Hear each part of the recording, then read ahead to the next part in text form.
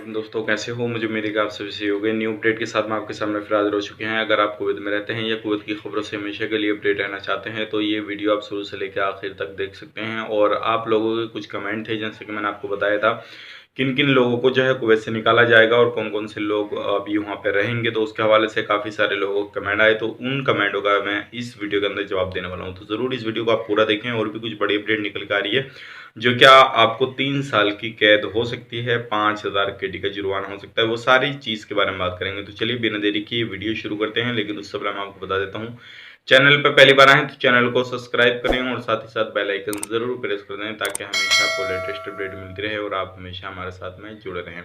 तो सबसे पहले अपडेट की तरफ बढ़ते हैं, जो बड़ी अपडेट आ रही है निकल के, जैसे कि काफ़ी सारे लोग जो थे इधर उधर घूमते थे, मास्क वगैरह का यूज़ नहीं करते थे। अभी जो कुवैत के अंदर बड़ी अपडेट ये है कि 1000 से ज़्यादा कैमरे जो हैं, जहाँ पे समंदर के किनारे वगैरह जो जहाँ पे लोग आवाजाही कम करते हैं वहाँ पर लगा दिए गए हैं, और जहाँ पे लोग ज़्यादा बैठते हैं वहाँ पर।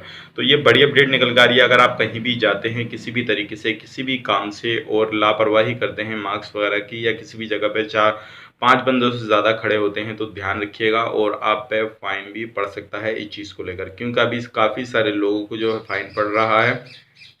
और जैसे कि कुवैत सरकार ने पहले भी कुछ नए नए रूल रेगुलेशन जो है लाती रहती है, और इसी चीज़ से जो है अगर आप फॉलो करते रहेंगे तो कोरोना वायरस की महामारी से बच सकते हैं। तो ये ज़रूरी भी है आपके लिए। और जो भी कुवैत सरकार अगर किसी भी तरीके का कानून बना रही है तो उसको आप बिल्कुल फॉलो करिए, ताकि आपको किसी भी तरह की कोई भी परेशानी का सामना ना करना पड़े। अब बढ़ते हैं अगली अपडेट की तरफ। जो अगली अपडेट आ रही है निकल के, जो भी जितने भी डिपेंडेंट वीज़ा पे लोग जाते थे, अब वो अपना वीज़ा जो है वो ट्रांसफ़र नहीं करा पाएंगे, यानी कि जो वर्क वीज़ा पे ट्रांसफ़र नहीं करा पाएंगे। इस चीज़ का ध्यान रखिएगा। तो अब इन लोगों के लिए बहुत जो है मुश्किल वाला काम हो गया है। अब उन लोगों को वीज़ा ट्रांसफ़र करने का किसी भी तरह का कोई भी अथॉरिटी नहीं दी जाएगी।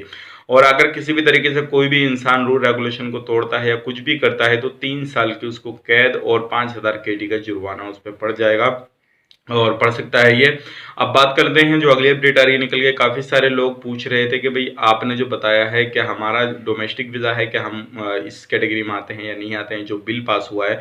तो मैं आपको बता दूं, मैंने कुछ उसमें पोस्ट बताए, जैसे कि डोमेस्टिक वर्क वाले हो गए, जो घर का में खादिम काम करते हैं वो लोग हो गए, और सिविल एविएशन वाले हो गए, ये लोग हो गए, टेक्नीशियन हो गए, गवर्नमेंट प्रोजेक्ट में जो बड़ी बड़ी पोस्टों पर काम करते हैं वो लोग हो गए, और जितने भी जीसीसी कंट्री से लोग बिलोंग करते हैं, यानी कि वहाँ से आते जाते हैं, तो वो लोग हो गए। इन लोगों को किसी भी तरह की कोई भी टेंशन की ज़रूरत नहीं है, क्योंकि उस बिल के अंदर इन लोगों का परसेंटेज या इन लोगों को नहीं रखा गया, उस बिल से इन लोगों को बाहर रखा गया है।